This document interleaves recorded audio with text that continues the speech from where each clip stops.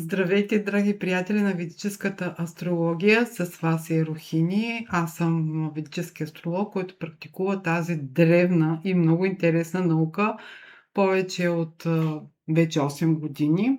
Вие сте на моя YouTube канал и днес съм с вас отново, за да продължа с второто изключително интересно видео, посветено на къде са моите ресурси.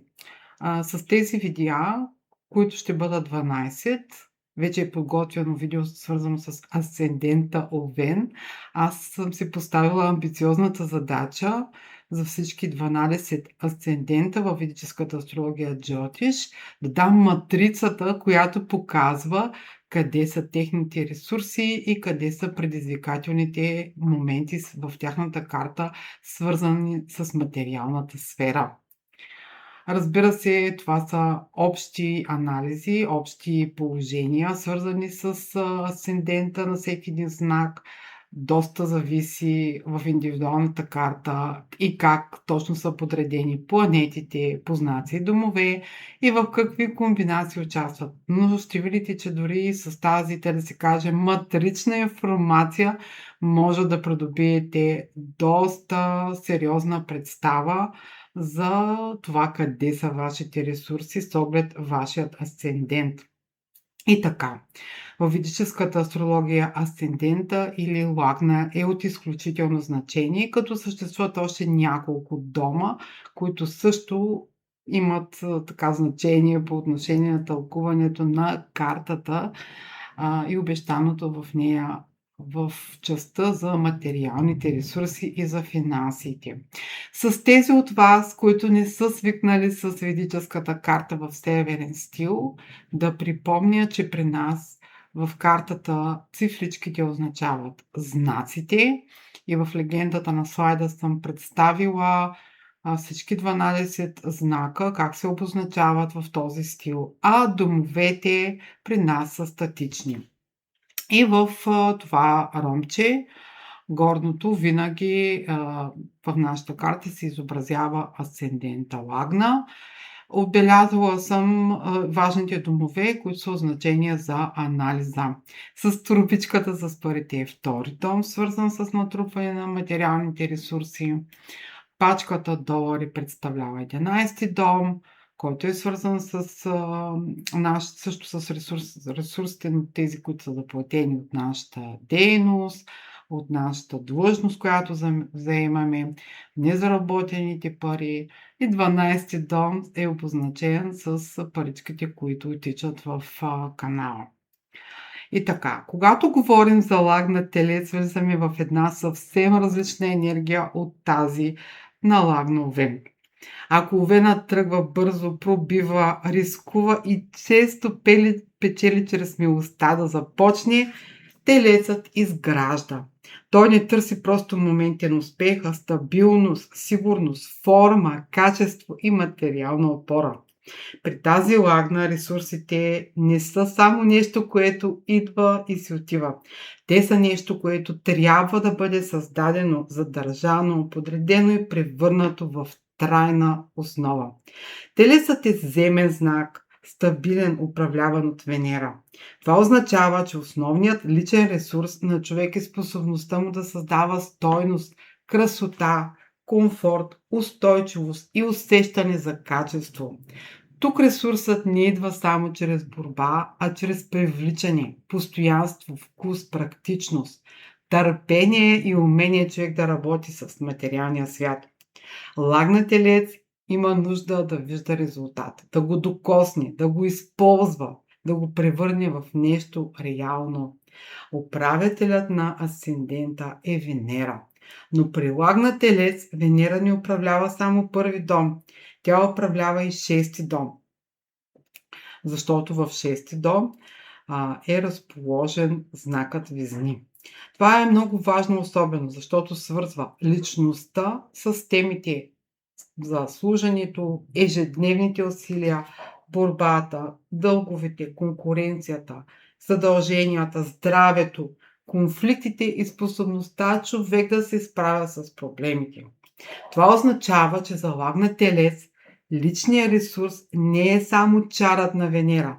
Не е само вкусът, красотата, удобството или способността да се създава хармония. Този ресурс трябва да мине през труда на шести дом, през усилията, през борбата, конкурентоспособността.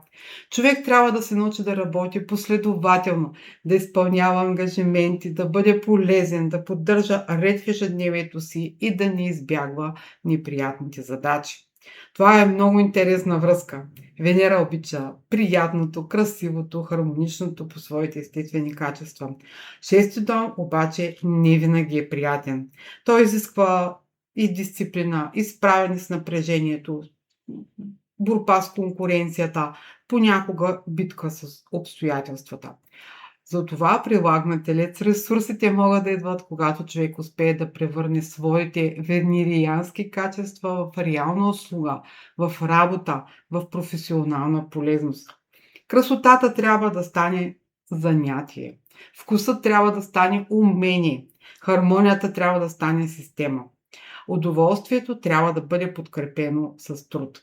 Това може да даде добър потенциал за дейности, свързани с изкуство, с дизайн, красота, мода, храна, земя, недвижими имоти, особено от гледна точка на тяхната декорация, финанси, консултиране, работа с клиенти, терапевтични и балансиращи практики.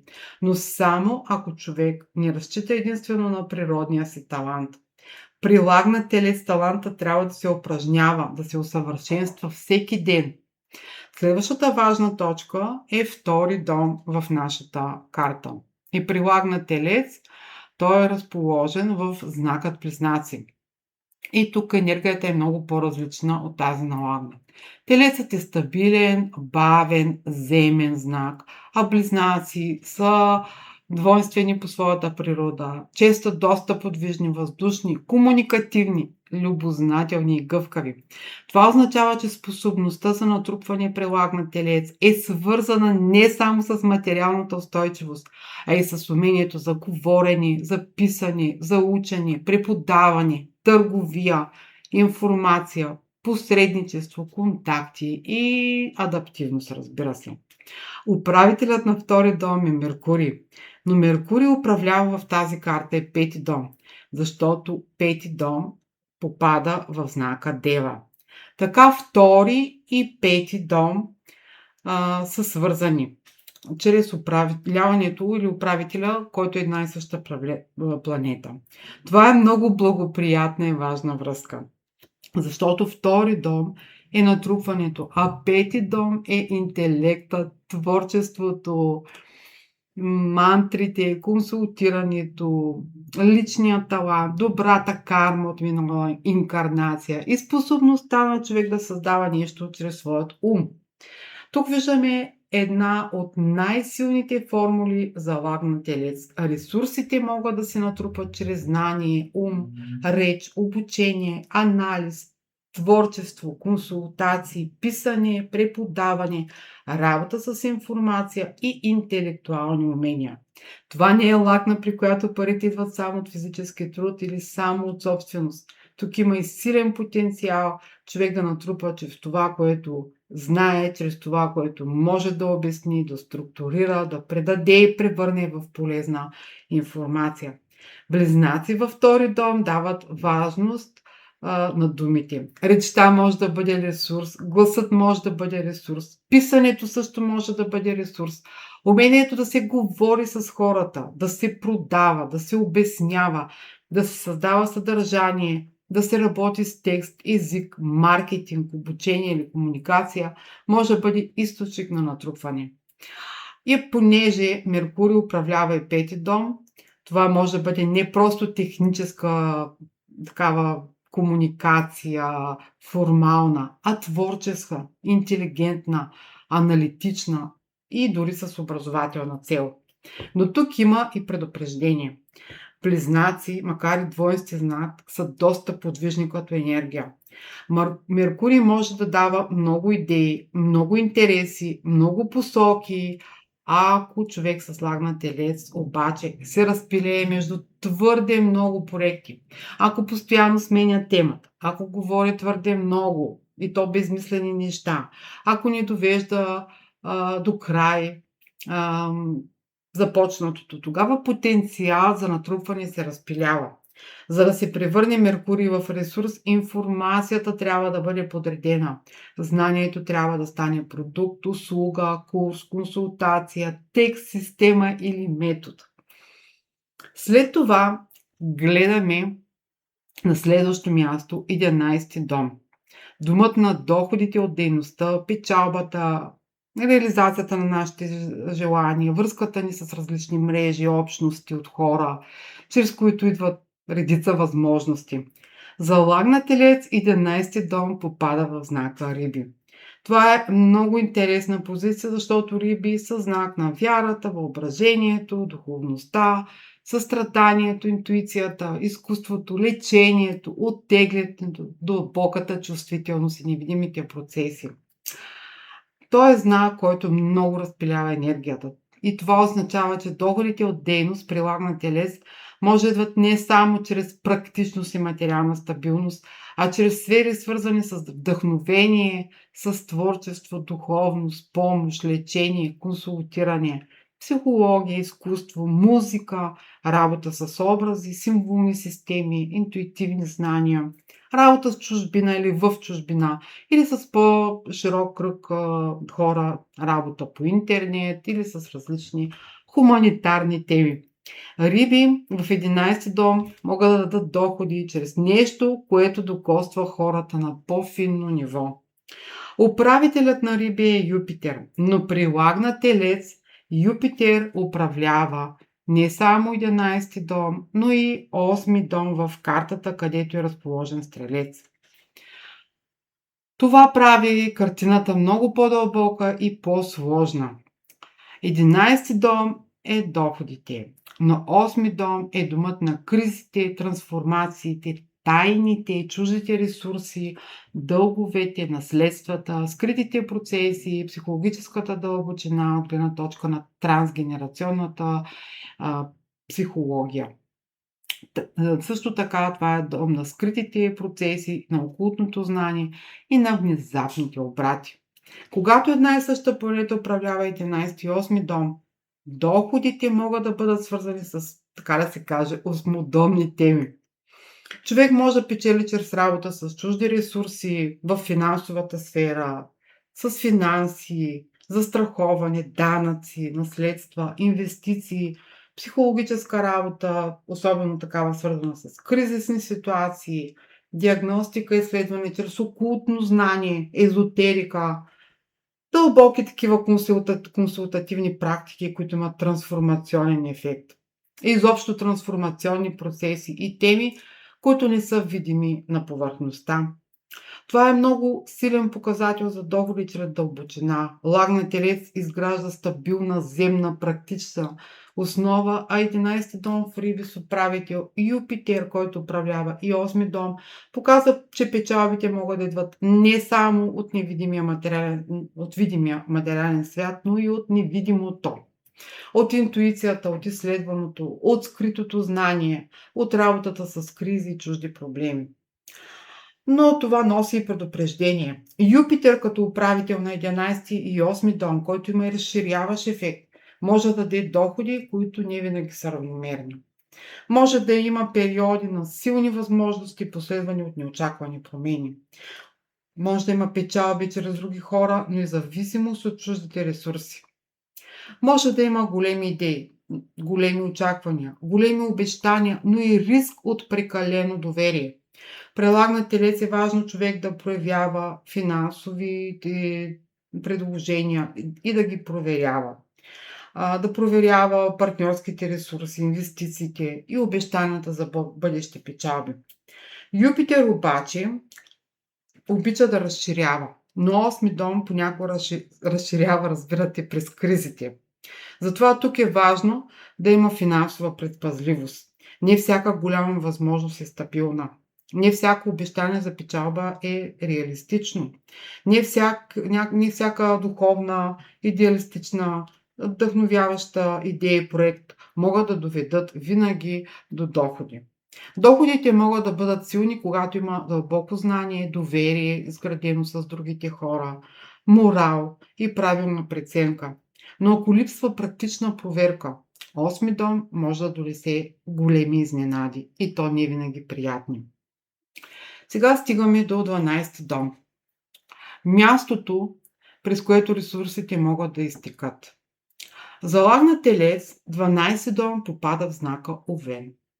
Това означава, че разходите и загубите могат да бъдат свързани с импулсивност, с прибързани решения, с лична воля, с борба, конфликти, прибързани действия, желание човек да наложи своето и да реагира веднага тук и сега, без да помисли. Управителят на Овен е Марс, но при лаг на Телец Марс, освен 12-ти дом, управлява също така и 7-ми дом, тъй като там 7-ми дом попада в знака Скорпион. Така 12 и 7-ми дом се свързват чрез една и съща планета.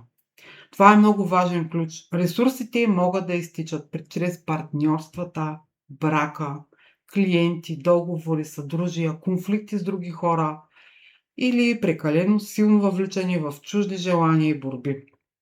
При лаг на Телец това е особено важно, защото самата лагна търси стабилност, мир и удобство.